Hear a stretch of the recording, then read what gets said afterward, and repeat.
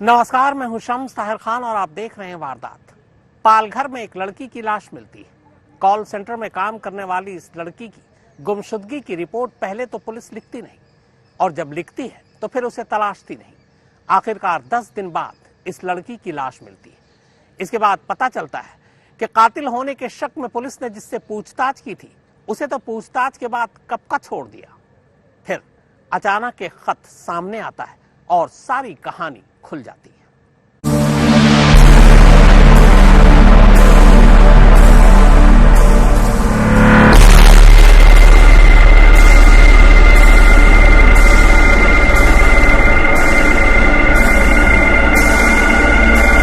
ये हाईवे हमेशा रफ्तार पर सवार रहती है, लेकिन ये इत्तेफाक ही था कि इस रोज शाम को एक शख्स किसी काम से इस हाईवे के करीब से गुजरते नाले के पास रुका और तेज बदबू ने उसे आसपास के इलाके की पड़ताल करने के लिए मजबूर कर दिया। इस कोशिश में जैसे ही उसकी नजर नाले के पानी पर गई, उसके रोंगटे खड़े हो गए। नाले में 2 बड़े पाइप के बीचों बीच एक इंसान की लाश फंसी थी, जो बुरी तरह सड़ चुकी थी। जल्द ही यह खबर पालघर पुलिस तक पहुंची और अगले कुछ मिनटों में लाश बरामद करने की प्रक्रिया शुरू हो चुकी थी। पुलिस ने देखा कि लाश पर चाकुओं से वार किए जाने के कई निशान थे। चेहरा पत्थर जैसी किसी भारी चीज से कुचला हुआ था और चेहरा समेत जिस्म का एक बड़ा हिस्सा मछली और दूसरे जलीय जीव कुतर चुके थे। कुल मिलाकर लाश की हालत देखकर सिवाय इतना जानने के कि ये लाश एक नौजवान लड़की की है, मरने वाली की पहचान कर पाना नामुमकिन सी बात थी। पालघर पुलिस ने लाश को पोस्टमार्टम के लिए भिजवाने के साथ साथ ये पता करना शुरू कर दिया कि आखिर आसपास के इलाके से इस उम्र की कोई लड़की गायब है या नहीं।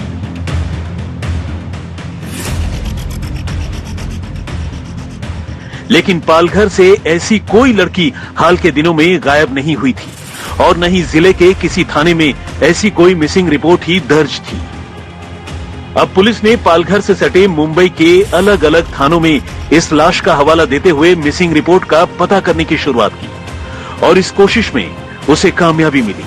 पता चला कि अब से कोई 10 रोज पहले मुंबई के सांता क्रूज थाने में एक लड़की की गुमशुदगी की रिपोर्ट दर्ज करवाई गई है। 28 साल की उस लड़की का नाम कैरोल उर्फ पिंकी मिस्किटा था, जो 24 जनवरी की रात को अपने घर से गायब हो गई थी।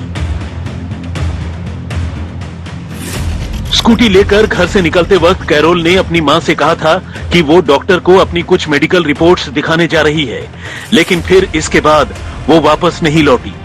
हालांकि उसी रात उसने अपनी मां को फोन पर यह बताया था कि उसे लौटने में थोड़ी देर हो जाएगी।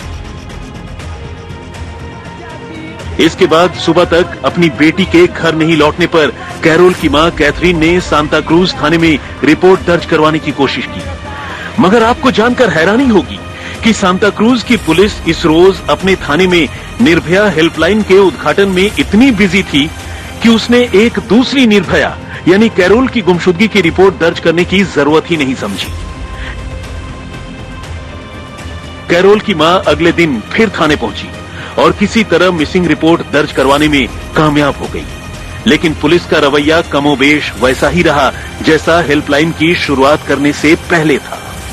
मुझे 25 को पता चला कि कैरल घर पे आई नहीं है और 26 जनवरी को मेरे रिश्तेदारों ने मुझे फोन किया। उनकी आवाज बड़ी हेल्पलेस लग रही थी, मतलब उनका कंप्लेंट लिया नहीं जा रहा था सेंटा क्रूज पुलिस स्टेशन से।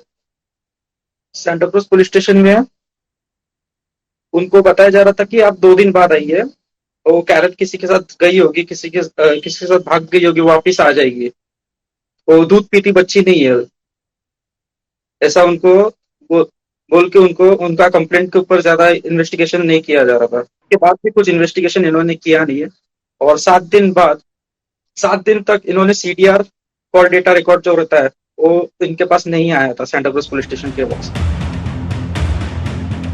बहरहाल करीब 10 रोज बाद जब पालघर में एक लड़की की लाश मिली तो सांता क्रूज की पुलिस कैरोल की मां को लेकर उस लावारिस लाश की पहचान के लिए पहुंची।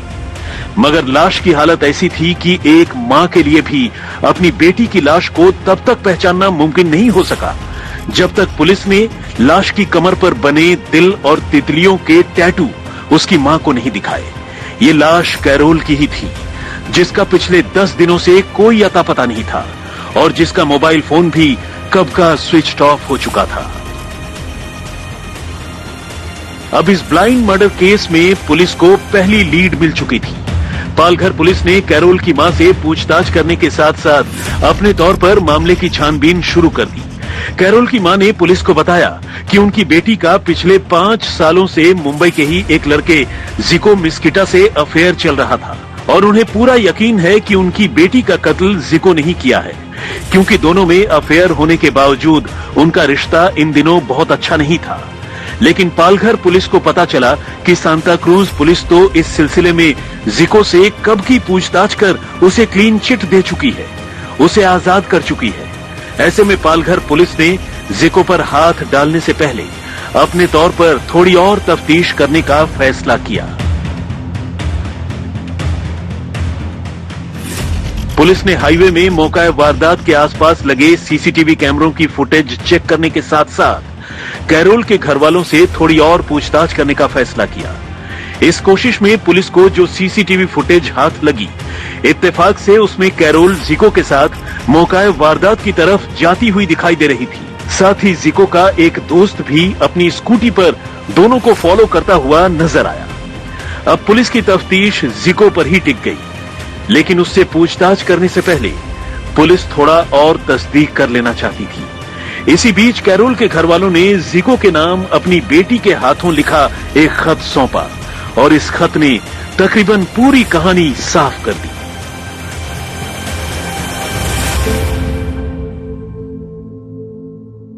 माय डियर जिको, मैं तुमसे प्यार करती हूँ और मैं जानती हूँ कि तुम भी मुझसे उतना ही प्यार करते हो, लेकिन आज मैं लेटर हमारे बीच आई दूरी के लिए लिख रही हूँ। मैं अपने इस रिश्ते के लिए हम दोनों के पेरेंट्स से लड़ना चाहती हूँ, लेकिन तुमसे नहीं। जब तक हम पैसे बचाकर जिंदगी में आगे न बढ़ जाएं, मैं तुमसे लड़ना चाहती हूँ क्योंकि मैं तुमसे प्यार करती हूँ। मुझे इस पर गर्व है, मैं इसके लिए जरा भी शर्मिंदा नहीं हूँ। तुम देख सकते हो या नहीं, लेकिन ब्रेकअप के बारे में सोचते ही मुझे परेशानी होने लगती है और मैं अपने आप को चोट नहीं पहुँचाना चाहती। मुझे सिर्फ तुम्हारे साथ रहना है, मुझे फेक ब्रेकअप नहीं करना। पहले हम सेटल होंगे, फिर वो करेंगे जो हमने सोचा था। और मेरा विश्वास करो, ये बात किसी को पता नहीं चलेगी, ये बात बस हम दोनों के बीच ही रहेगी, लेकिन ये तभी होगा जब तुम हमारे बीच सब ठीक करोगे। मैं तुम्हें कभी जज नहीं करूंगी और ना ही तुम पर उंगली उठाऊंगी। इस टॉपिक पर कभी झगड़ा भी नहीं करूंगी। तुम्हें अपनी माँ पर गुस्सा होने की कोई जरूरत नहीं है अगर वो कुछ कहती हैं। ये सब जिंदगी का हिस्सा है। मैं इस पर कुछ नहीं सोच रही हूँ। मैं तुमसे मिलकर इस पर बात करना चाहती हूँ। Love you my vampire. इस केस में सबसे पहला सुराग था कैरल के हाथों लिखा गया 2 पन्नों का खत, जिसके बाद घर वालों ने जिको के ऊपर शक जताया, लेकिन सांता क्रूज पुलिस ने महज 10 मिनट की पूछताछ के बाद जिको को छोड़ दिया। अगर उससे इंटरोगेशन की जाती तो घर वालों का कहना है कि लाश जल्द ही बरामद हो जाती और कई एविडेंस नष्ट होने से बच जाते। इस खत और सीसीटीवी फुटेज के बाद पूरी कहानी तो नहीं, लेकिन इतना जरूर साफ हो चुका था कि कत्ल के पीछे जिको ही है। अब पालघर पुलिस ने जिको को हिरासत में लिया और उससे पूछताछ शुरू कर दी। जिको ने थोड़ी हिला हवाली भी की, लेकिन आखिरकार पुलिस के सामने वो टूट गया और उसने जो कहानी सुनाई वो रोंगटे खड़े करने वाली थी। ये जिको ही था जिसने न सिर्फ अपने दोस्त के साथ मिलकर अपनी गर्लफ्रेंड कैरोल की जान ली थी, बल्कि कैरोल से वो नफरत में इतना अंधा हो चुका था कि कत्ल करते हुए भी उसने दरिंदगी की सारी हदें पार कर दी। कुछ इतना आगे निकल गया कि कत्ल के वक्त जिको और उसके दोस्त ने न सिर्फ कैरोल पर चाकुओं की बारिश कर दी, बल्कि चाकू उसके सीने में छोड़कर ही भाग निकले। जिको उसका नाम है, मेरा लड़की लाके देना मांगता है बस। मेरे आगे पीछे कोई नहीं, वही मेरा सहारा था, वही मेरा ये मरद था। वो 3 बरस का था, उसका पिताजी मर के गया, उसके बाल पोछ के मैंने बड़ा किया। मेरे को बोला मैं डॉक्टर के पास जाती, मैं आया तो बोलता मेरे को ये करो। एक बार भी मेरे को फोन करके बोला मम्मी मैं इधर आए। आज तक फोन का भी स्विच ऑफ नहीं रखा, किधर किधर घूमता था। उसका लड़का कैरेक्टर खराब है, मेरा लड़की का कैरेक्टर खराब नहीं। पुलिस लोग ने ताबड़तोड़ संता कुछ वाले ने छोड़ के दिया।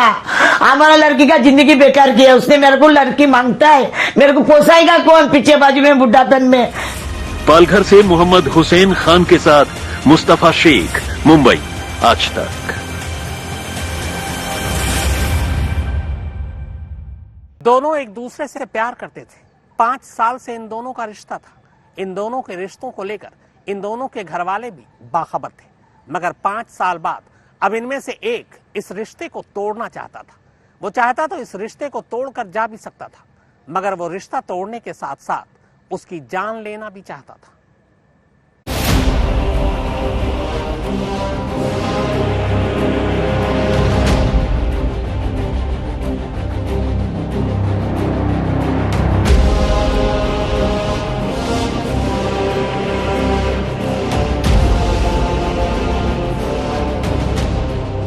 कैरोल के हाथों जिको के नाम लिखा ये खत पुलिस के लिए एक क्लू और एक एविडेंस दोनों साबित हुआ।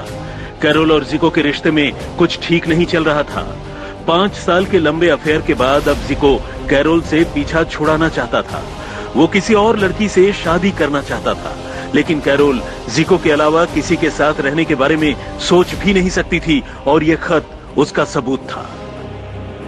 और तब जिको ने कैरोल से पीछा छुड़ाने के लिए एक भयानक फैसला कर लिया।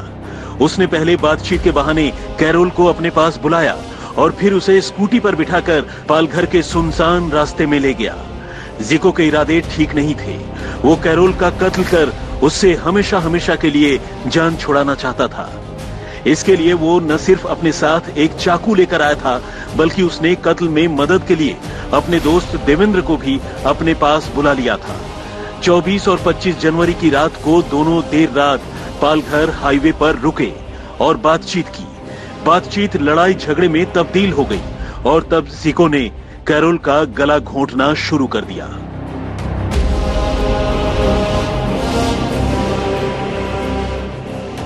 उसके दोस्त देवेंद्र ने न सिर्फ इसमें उसका साथ दिया, बल्कि दोनों ने गला घोंटने के बाद कैरोल की मौत कंफर्म करने के लिए उस पर ताबड़तोड़ चाकू बरसाए।